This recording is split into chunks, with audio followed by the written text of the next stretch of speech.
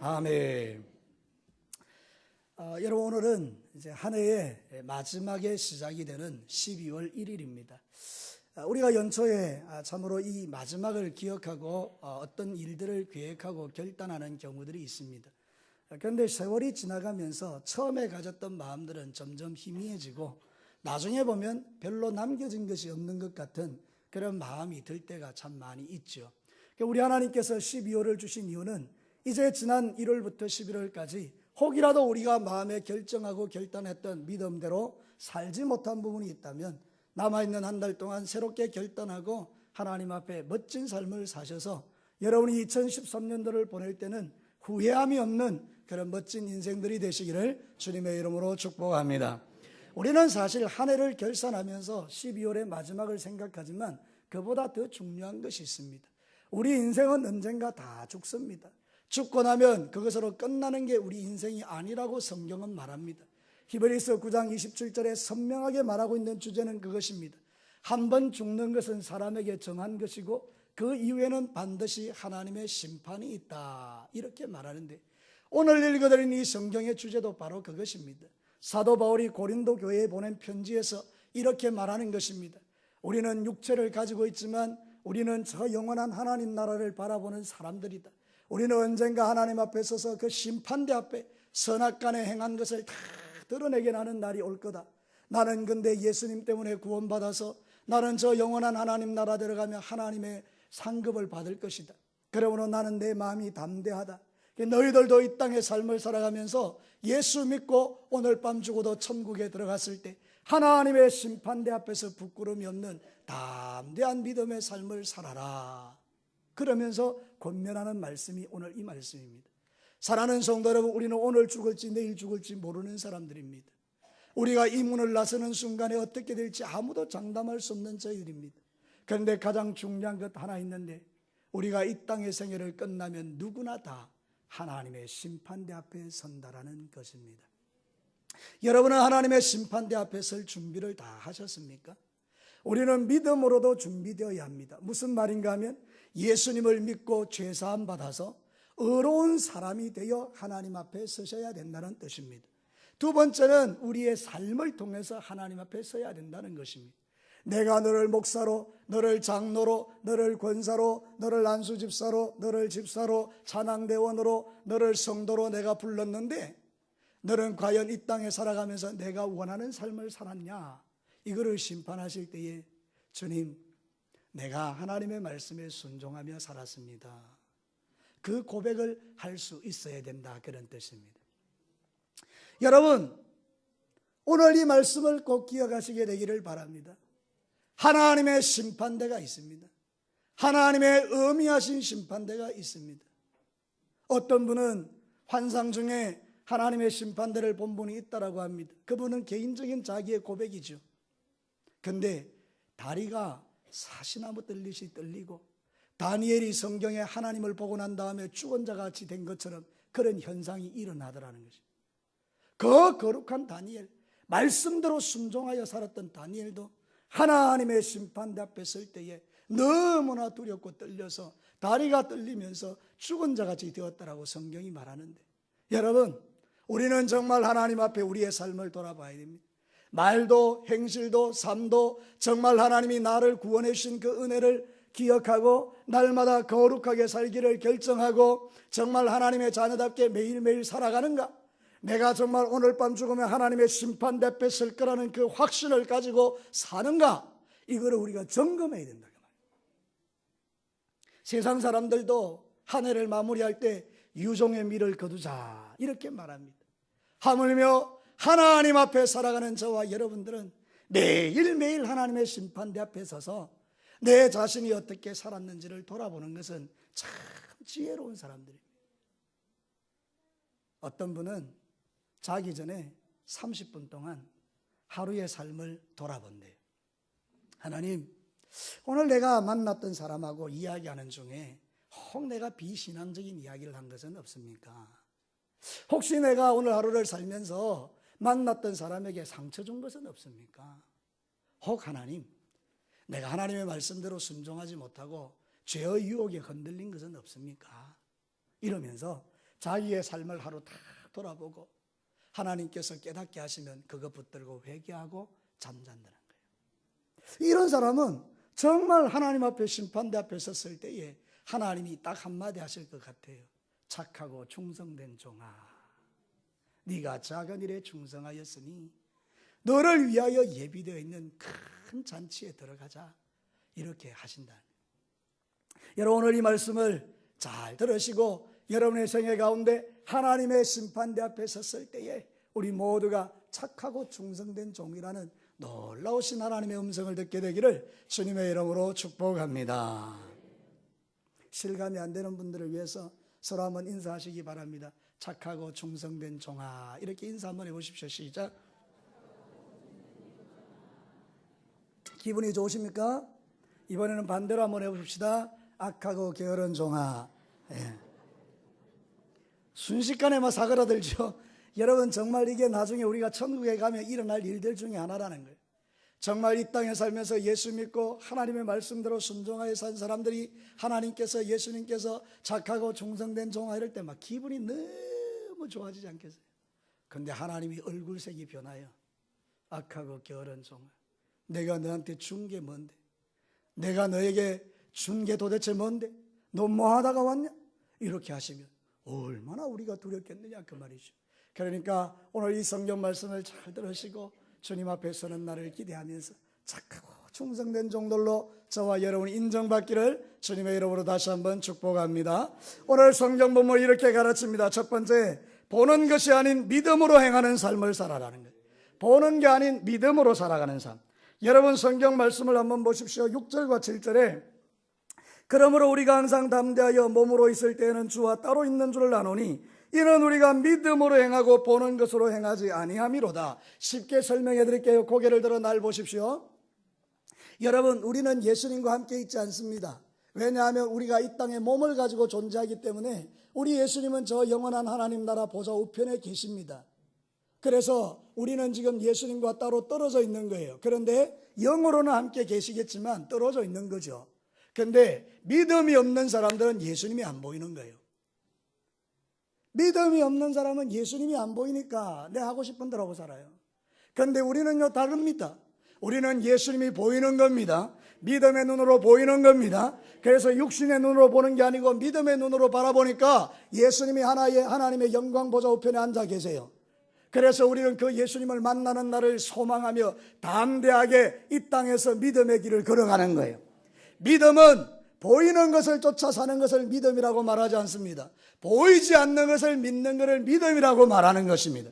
보는 것은 다 믿어요. 여러분, 여기 꽃이 있는 게 보입니까? 안 보입니까? 보이죠? 있으니까 있는 거죠. 이거는 믿음이 필요 없는 겁니다. 그죠?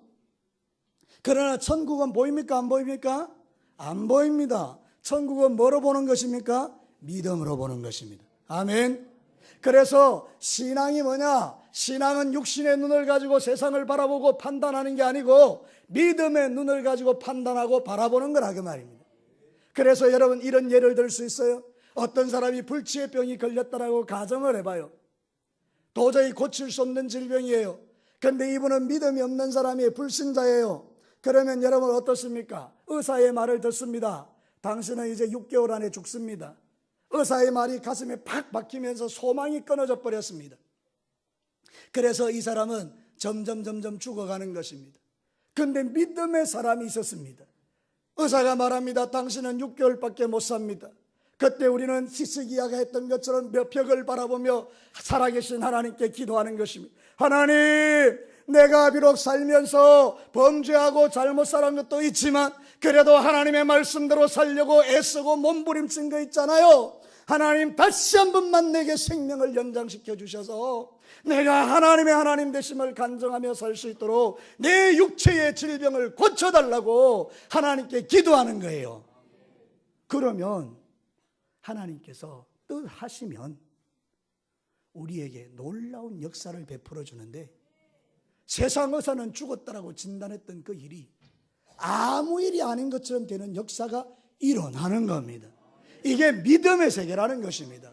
믿음의 세계는 눈으로 보는 세계하고는 천지차이입니다. 우리는 눈으로 보이는 것 보기 때문에 안 된다, 힘들다, 어렵다, 죽겠다 이렇게 말하죠. 믿음의 눈으로 바라보면 정말로 모든 것이 감사한 거예요. 찬양하게 되는 거예요.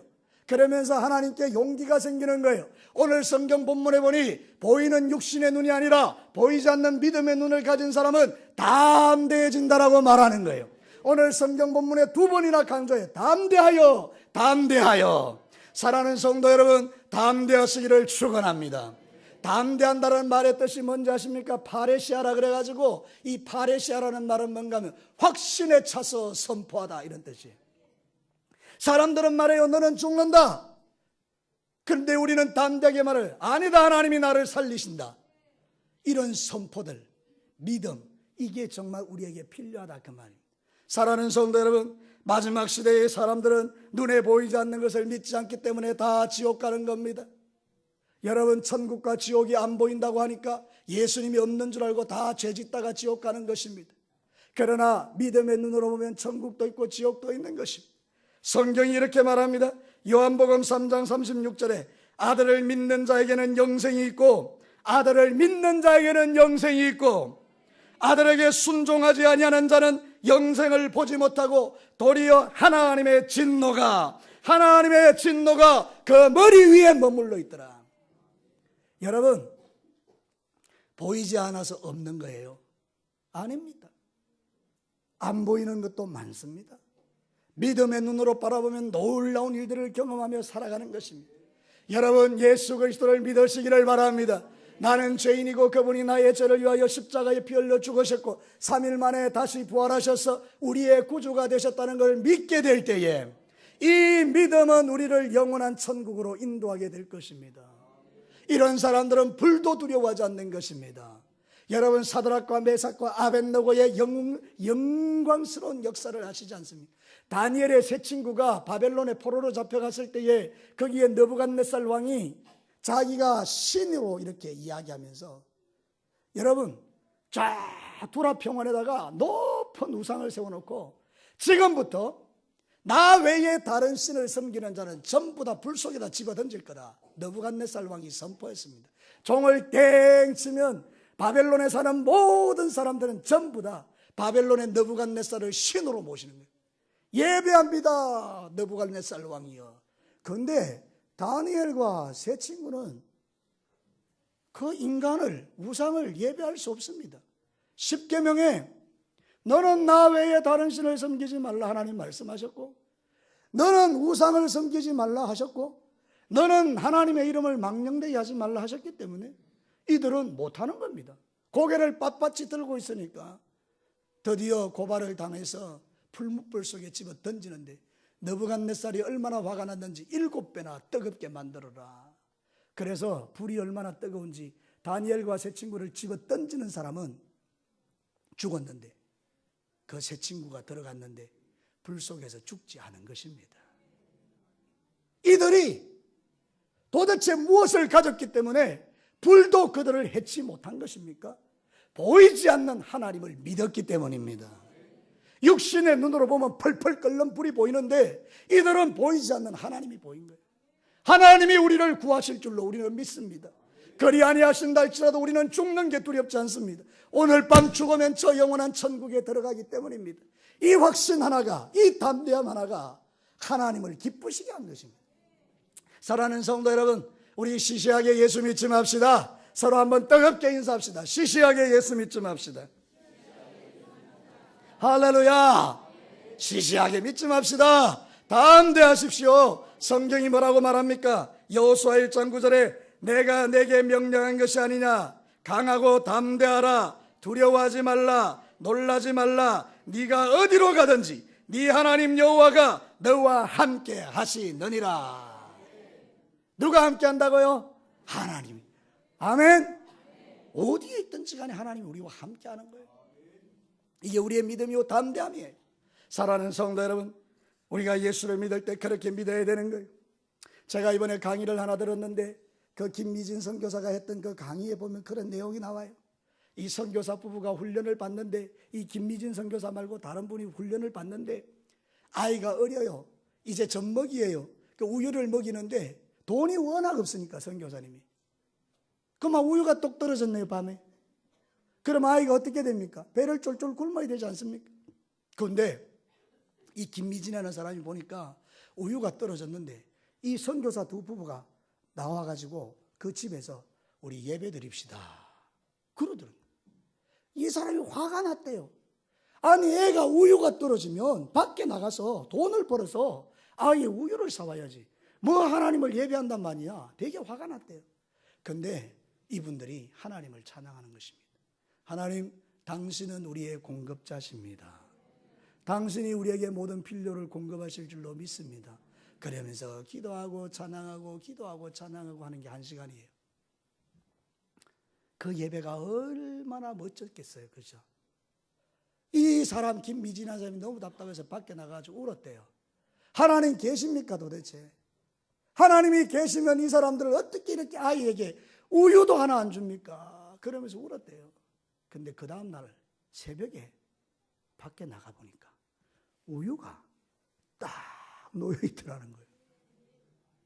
나중에 보니까 이게 그 목사님이 자기 교회 교인 중에 농장하시는 분이 있는데 그 농장하시는 분이 늘 젖소에 그 우유를 짜서 제일 좋은 거를 거기 갖다 주는 거예요. 근데 이 목사님이 마시려고 생각하는데 갑자기 여러분 그런 거 있죠. 마음에 하나님께서 이렇게 말씀하시는 것 같더래요. 그 집에 갖다 줘라. 그래서 갖다 준 거예요. 사랑하는 성도 여러분, 우리의 공급자는 하나님이신 줄로 믿으시기 바랍니다. 여러분의 인생 가운데 여러분의 능력과 힘과 의지를 가지고 살아야 될 상황이 있어요. 그러나 때로는 보이지 않는 것을 바라보는 믿음으로 사는 것, 이게 우리 그리스도인이다 그 말입니다. 믿음으로 사시기를 축원합니다. 우리가 회복합시다. 이 믿음을. 힘들다, 안 된다, 어렵다, 미치겠다, 환장하겠다, 속상하다, 이 우리의 언어가 아닙니다. 우리는 감사합니다. 찬양합니다. 하나님께 영광 돌립니다. 주님이 하실 것입니다. 당신이 알아서 하십시오. 책임지십시오. 그러면서 하나님께 올려드리는 것입니다. 저를 따라서 큰 목소리로 한번 하나님께 올려드립시다. 하나님이 나의 공급자십니다. 할렐루야. 이 믿음이 오늘 여러분에게 있게 되기를 바랍니다. 하나님이 여러분을 공급하십니다. 재정을 공급하시고 여러분의 건강을 공급하시고 여러분의 인생에 좋은 것들을 공급하십니다. 이 믿음이 있는 자를 이렇게 고백합니다. 여호와는 나의 목자시니 내가 부족함이 없으리로다. 할렐루야. 두 번째로, 여러분 하나님의 심판대를 바라보고 사는 사람은요, 주님을 기쁘시게 하는 삶을 살아요. 9절 말씀 한 목소리로 읽겠습니다. 시작. 그런즉 우리는 몸으로 있든지 떠나든지 주를 기쁘시게 하는 자가 되기를 힘쓰노라. 찬양대만 다시 한번 힘차게 해보십시오. 시작.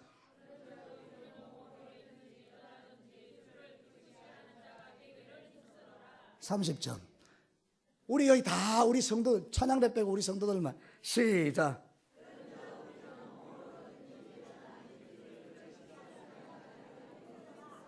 할렐루야. 100점. 사랑하는 성도 여러분, 우리가 인생의 삶을 살아갈 때에 우리의 목표가 무엇입니까? 주를 기쁘시게 하는 자가 되는 것입니다. 사도 바울은 천국을 보는 사람이기 때문에, 언젠가 하나님 앞에 서는 날 그 심판대가 보이는 사람이기 때문에, 하나님 내가 오늘 죽으면 천국 들어갈 텐데 주님 만날 때 나는 하나님 앞에서 착하고 충성된 종이라는 말을 듣고 싶어요. 하나님, 나는 주님을 기쁘시게 하고 싶어요. 그러면서 매일매일의 삶 속에서 어렵고 힘들고 눈물 나는 일이 올 때마다 믿음으로 버티면서 나갔더니, 사도 바울은 얼마나 멋진 인생을 살았습니까? 사랑하는 성도 여러분, 오늘도 저와 여러분에게 집중해야 될 것이 이것입니다. 세상 사람들은요, 집중하는 게 자기를 기쁘게 하는 거예요. 어디 맛있는 거 없나? 어디 좋은 차 없나? 어디 좋은 집 없나? 어디 뭐 좋은 데 없나? 자기를 기쁘게 해야 되니까 이 인생 살아가면서 온 천지를 다니면서 좋은 데 다 구경하고 다니는 거예요. 근데 여러분, 우리 예수 믿는 사람은 다릅니다. 집중하는 게, 하나님, 내가 무엇으로 하나님을 기쁘시게 할까요? 대단히 중요한 문제입니다. 우리는 장차 주님을 만나게 될 것입니다. 하나님을 기쁘시게 하는 자들은 주님 만날 때 너무 행복할 것입니다. 사랑하는 성도 여러분, 한번 솔직하게 말해보세요. 진짜 솔직하게 말해보세요. 내가 죽어서 하나님 만나는 게 너무너무 기쁠 사람, 아멘. 할렐루야. 그래요. 마라나다 주 예수여 어서 오시옵소서 이러면서 살아가는 거예요. 이 세상에 무슨 소망이 있습니까? 이 세상에 무슨 재미가 있습니까? 이 세상에 있는 것들이 무엇이 우리를 행복하게 합니까? 사랑하는 성도 여러분, 순간적이고 찰나적인 행복에 여러분의 생애를 맡기지 마시고 주님을 기쁘시게 하는 삶에 여러분의 생애를 드리시기를 바랍니다. 사람의 제일 되는 목적이 무엇입니까? 하나님께 영광을 돌리고 그를 영원토록 즐거워하는 것입니다. 여러분, 하나님이 나의 기쁨이 되고 내가 하나님을 기쁘시게 하는 게 신앙생활입니다. 하나님의 심판대 앞에 서는 날, 그렇게 인생을 살았던 사람들은 우리 주님이 착하고 충성된 종이라고 칭찬해 주실 거예요. 갈라디아서 1장 10절 보세요. 이제 내가 사람들을 좋게 하랴, 하나님께 좋게 하랴, 사람들에게 기쁨을 구하랴. 내가 지금까지 사람들의 기쁨을 구하였다면 그리스도의 종이 아니니라. 사람 기쁘게 하는 게 우리 그리스도인이 아니고 하나님 기쁘시게 하는 사람들이 하나님의 사람들이다, 이렇게 말하는 거예요. 여러분, 뭘로 하나님을 기쁘시게 할까요? 성경에 보면 하나님이 기뻐하는 게 몇 가지가 있어요. 제가 이걸 가르쳐 드릴 테니까, 오늘 하나님이 저를 통해서 여러분에게 가르쳐 줄 테니까 이걸 꼭 기억하십시오. 하나님이 기뻐하는 것, 첫째, 예배입니다. 우리는 예배를 위하여 지원받은 존재이기 때문에 하나님은 당신을 예배하는 걸 너무 좋아하십니다. 하나님 영광 받으세요. 하나님 찬양합니다. 하나님은 천지 만물을 지으신 분입니다. 어떻게 하나님 지혜롭게 이렇게 만드셨어요? 모든 게 다 찬양거리예요. 여러분, 숨쉬고 호흡할 때도 찬양하세요. 하나님 숨 쉴 수 있는 거, 공기 주신 주님 찬양합니다. 여러분, 물을 마실 때도 물 주신 하나님을 찬양하세요. 모든 게 찬양거리예요. 그래서 하나님을 예배하는 거 하나님 가장 기뻐하십니다. 그래서 예배를 소중히 여기십시오. 나중에 하나님 나라 가면 천국은 예배하는 곳입니다. 그래서 거기는 천군 천사들이 예배하고 세상에서 예배가 좋은 분들은 천국 가면 너무 좋은 거예요. 왜? 내가 좋아하는 예배가 거기는 매일 있으니까. 아멘. 그 예배를 좋아하세요. 예배를 기뻐하세요. 예배를 바꾸지 마세요. 이 거룩한 주일날 다른 데 가지 마세요. 생명 걸고 주일을 성수하세요. 예배자를 하나님이 기뻐합니다. 예배하면 하나님 복 주십니다. 하나님을 경배하는 자를 주님 기뻐하십니다. 사랑하는 성도 여러분, 두 번째는 항상 기도하는 사람 좋아하십니다. 기도는 여러분의 소원을 아뢰는 것도 기도예요. 근데 진짜 기도는 뭔지 아십니까? 하나님과 친밀해지는 거예요. 여러분, 제가 그런 예를 종종 들잖아요. 결혼을 했어요, 사랑해서. 근데 그날부터 두 사람이 아무 말도 안 해요. 입 딱 다물고.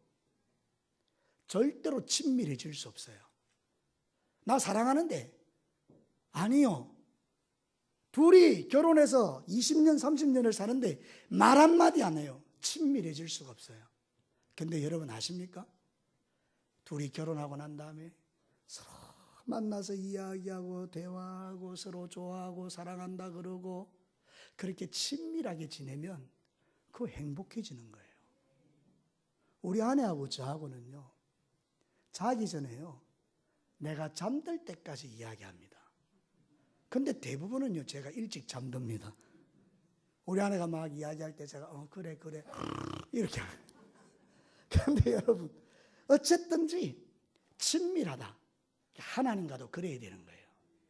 우리는 길을 갈 때나 차를 탈 때나 앉을 때나 일어날 때나 교회 올 때나 갈 때나 하나님 아시죠? 하나님 사랑하는 거 아시죠? 주님 오늘 이런 일이 있었어요. 저런 일이 있었어요. 지금 내가 어려운 거 주님 아시지요? 하나님 그 문제 주님 좀 풀어주세요. 그리 안 하신다 할지라도 괜찮은데요. 그래도 주님 원하시면 그거 좀 빨리 좀 풀어주면 좋겠어요. 하나님을 가까이 하는 거예요. 이게 기도예요. 하나님 자기에게 와서 부르짖는 사람을 너무 좋아하세요. 너는 내게 부르짖으라. 내가 응답하겠고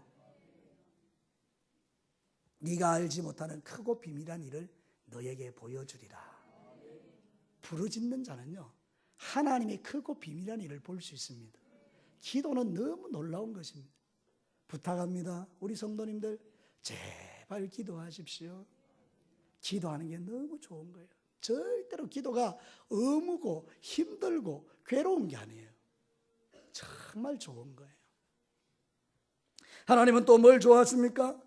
영혼 구원하는 거 좋아하십니다. 전도하는 거 좋아해요. 그래서 열심히 전도하면 하나님 제일 좋아하세요. 진교교회가 하나님을 기쁘시게 하는 비결 딱 한 가지예요. 그냥 전도하는 거예요. 은혜 받은 대로 나가서 복음 전하고 데려오는 거예요. 이제 우리 사랑하는 성도 여러분, 12월부터 바로바로 하십시오. 매주마다 인도에 오십시오. 저 벽에 붙여놓은 거 우리 그대로 실행합시다. 그래서 매주마다 데려오십시오. 어제 청년들이요 10시 반까지요 저 여러분에게 데려오시는 분을 주려고 장미꽃을 이렇게 다발을 이렇게 포장을 했어요. 제가 있어 보니까 그것도 쉬운 일이 아니에요. 가시 다 제거해야 되고요, 그 다음에 말아야 되고요, 리본 달아야 되고요. 이렇게 정성스럽게 청년들이 잠을 줄여가면서 자기 할 일 다 포기해가면서 그렇게 해요. 얼마나 귀한 청년들이에요. 그런데 우리는 사람을 안 데려오면 그 20개짜리 이 장미송이가 어떻게 되겠습니까? 하나님께서 그 장미의 주인을 찾으십니다. 여러분들이 모시고 오시기를 축원합니다. 전도하는 거 너무 좋아하세요. 영혼 구원하는 거.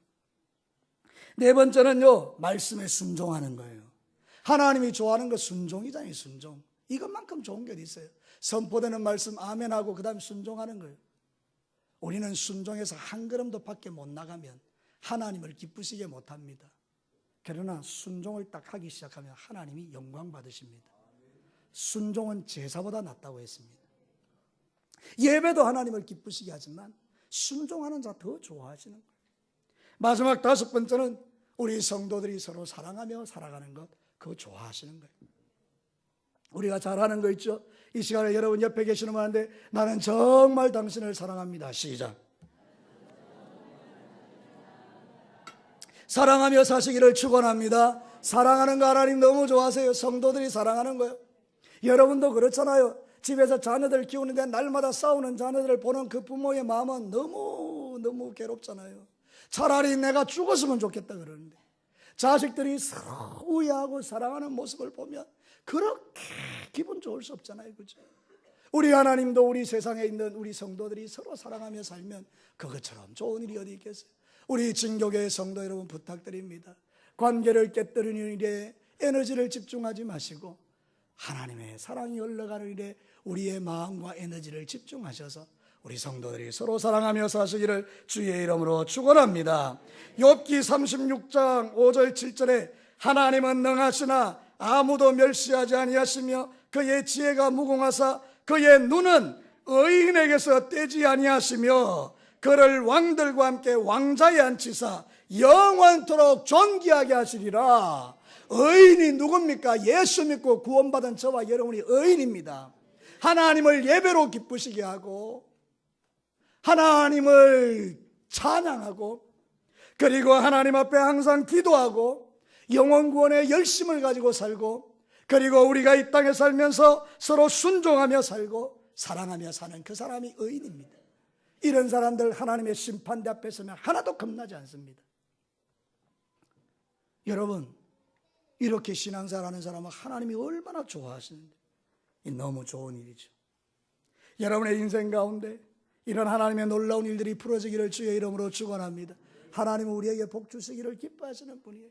순종 한번 해보세요.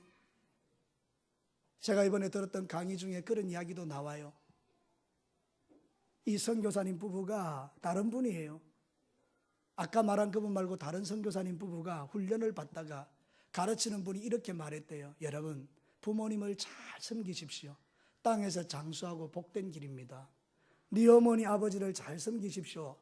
그러니까 여러분 정기적으로 용돈을 주십시오. 그랬더니 이 선교사님 부부가 무슨 돈이 있습니까? 돈이 없어서 못한다는 거예요. 그래서 이 가르치는 분이 그랬대요. 10,000원이라도 그 부모를 기쁘게 하십시오. 그러면 10,000원이 20,000원 되고 20,000원이 30,000원 되고 아무도 아멘 안 하시는데 섬길 마음이 없다 그죠? 자, 10,000원이 20,000원 되고 20,000원이 30,000원 되고 30,000원이 100,000원 되고 그렇게 하나님이 복 주신다는 거예요. 그래서 이분이 그 말에 도전을 받고 저 시골에 있는 어머니한테 돈을 보냈어요. 계좌로. 10,000원을 보냈어요. 10,000원. 그 10,000원 얼마 돼요? 전화를 했어요. 엄마, 내가 그동안에 이 하나님이 일한다고 그냥 당연하게 엄마를 생각했는데 내가 하나님께 이렇게 교육을 받으니 말씀을 들어보니까 내가 잘못했더라. 엄마, 나 돈 없는 거 알지? 근데 내가 지금 10,000원을 통장에 넣었어. 그것 가지고 따뜻한 국밥이라도 한 그릇 먹어. 그리고 전화를 끊었는데 어머니가 그 다음에 바로 올라오셨어요. 돈을 300만 원 들고 올라오셨어요. 너무 자식이 그 말한 게 고마웠어요. 어머니는 그런 존재예요. 한 번도 그런 일이 없었는데 그 자식이, 그 돈이 없는 그 자식이 자기한테 10,000원짜리를 보내가지고 따뜻한 국밥 한번 사드시라고 말한 그게 너무 감동스러워서 그동안 꼬깃꼬깃 숨겨놨던 거 다 털어가지고 자식한테 300만 원. 여러분, 한번 생각해 보세요. 여러분 다 자식을, 어머니를 모시고 있는, 아버지를 모시고 있는 분인데 10,000원이라도 보내가지고 아이고 그거 어머니 받으시겠나? 그러지 말고 믿음을 가지고 한번 보내보세요. 하나님이 어떻게 역사하시는지요. 우리는 그런 믿음을 누리며 사는 사람들이에요. 여러분, 하나님을 기쁘시게 하는 것은 그런 거예요. 순종하는 거예요. 순종하는 거. 300만 원 생기겠구나 하고 10,000원 보내지 말고 진짜 부모님 사랑하는 마음으로 탁 통장에다 돈을 넣어서 그렇게 여러분들이 한번 해보세요. 하나님 살아계시는 줄로 믿습니다. 마지막 세 번째 간단하게 말씀드리겠습니다. 하나님의 심판을 의식하는 믿음의 삶입니다. 10절을 우리 봅시다. 이는 우리가 다 반드시 그리스도의 심판대 앞에 나타나게 되어 각각 선악간에 그 몸으로 행한 것을 따라 받으려 함이라. 심판이 있습니다. 하나님의 심판대가 있습니다. 정신 바짝 차리고 믿음 생활 하셔야 됩니다. 대충 죄 지으면서 적당하게 넘어가는 삶, 모이고 또 모이면 하나님의 심판대 앞에 서는 날 선악간에 행한 것으로 판단받게 되는 날이 온다는 거예요. 우리 예수 믿는 거 좋은 거예요. 그러나 여러분, 하나님 앞에서 거룩하게 사는 것 하나님이 명하셨어요. 심판대가 있다는 거예요. 정말 우리가 예수 믿는 것 잘 믿으면요, 심판을 이야기할 때 두 가지 반응이 나타나요. 하나는 뭔가 하면 기대예요. 기대. 맞습니다, 목사님. 저는요, 예수님이 반드시 심판대 앞에서 나를 세울 걸 알아요. 그래서 내가 정말 하나님의 그 기쁨을 가지고 열심히 신앙생활 했어요. 나는 주님 오실 날을 기대해요. 지금 어서 왔으면 좋겠어요. 이러는 거예요. 그런데 어떤 사람들은 두려워요. 두렵다. 내가 지금 하나님의 심판대 앞에 서면 어떻게 될지 모르겠다. 두렵다. 이 두 가지 반응이에요. 여러분, 하나님 앞에 솔직해집시다. 여러분은 하나님의 심판대 앞에 서는 게 기대가 돼요? 두려워지세요? 그렇다면 기대가 되는 분들은 더 멋지게 헌신하십시오. 두려움이 생기시는 분요, 삶을 바꾸십시오. 그럼 돼요. 우리 주님 얼마나 좋으신 분인데 삶을 바꾸는 적시로 은혜 주시고 우리가 그 일을 감당하게 하시고 우리의 지나간 죄와 허물을 덮어주시고 우리를 새롭게 하셔서 하나님의 심판대 앞에 섰을 때 잘했다 칭찬받도록 도와주시는 거예요. 사랑하는 성도 여러분, 로마서 2장 14절에 보면 율법 없는 이방인이 본성으로 율법의 일을 행할 때는 이 사람은 율법이 없어도 자기가 자기에게 율법이 되나니 이런 이들은 그 양심이 증거가 되어 그 생각들이 서로 고발하며 혹은 변명하며 그 마음에 새긴 율법의 행위를 나타내느니라. 무슨 말인지 아세요? 우리는 양심이 있어요. 그래서 양심이 나를 고발해요. 지금 말씀 듣는 중에도요, 여러분의 양심이 지금 작동하고 있어요. 두렵다. 이래 살면 안 되는구나. 예수 안 믿는 사람도 그 양심이 작동돼요. 하물며 예수 믿는 저와 여러분도 양심이 작동돼요. 이 작동되는 양심을 무시하지 마세요. 그래서 하나님 앞에 내가 오늘 죽으면 어떻게 될까? 이 숙제를 안고 돌아가세요. 오늘 내가 죽으면 하나님 만날 텐데 주님 만날 때 어떻게 만날까? 한번 생각해 봐요. 그래서 지혜로운 사람은 자기가 사는 날을 계산해요. 시편 90편 12절에 우리에게 우리 날 계수함을 가르치사 지혜로운 마음을 얻게 하십시오. 내 남은 날이 몇 날이 될지를 계산합니다. 주님, 10년이 될지 20년이 될지 하루가 될지 일들이 될지 모르지만 하나님, 내 남은 날에 내가 어떻게 살아야 되겠습니까? 지혜로운 마음을 주어서 하나님 잘 섬기게 해주세요. 이게 진짜 하나님의 사람이에요. 아무렇게나 살지 마시고 지혜롭게 사시는데 남은 날을 딱 계산해 보십시오. 내가 얼마나 살까? 얼마나 살까? 사랑하는 성도 여러분, 아무리 부인하고 거절해도 천국은 있고 심판대는 있고 하나님은 계십니다. 여러분이 부인해도 예수님 계십니다. 여러분이 부인해도 성령님은 여러분 안에 역사하십니다. 그러나 여러분 이 말씀을 듣고 마음에 정말 하나님, 이제는 내가 내 남은 생에 함부로 살지 않겠습니다 결정하면 그게 복이 되는 것입니다. 지금까지 삶을 살아왔던 것 주님 앞에 맡겨드리고, 주님 이제 똑바로 살겠습니다. 말씀을 마치겠습니다. 사랑하는 성도 여러분, 하나님의 심판대가 있습니다. 어떻게 해야 되겠습니까? 보는 것으로만 살지 마시고 보이지 않는 것을 믿음으로 바라보고 사십시오. 세상 사는 날 동안에 주님을 기쁘시게 하며 살아가십시오. 그리고 하나님의 심판을 의식하면서, 오 주님, 내가 주님을 기대하고 고대하고 기다립니다. 어서 오시옵소서. 이 마음으로 사시기를 주님의 이름으로 축원합니다. 자, 이 시간에 우리 같이 한번 기도합시다. 말씀을 들으셨죠? 하나님 아버지, 오늘 내가 죽으면 하나님 앞에 설 텐데 지금 내가 서도 괜찮겠습니까?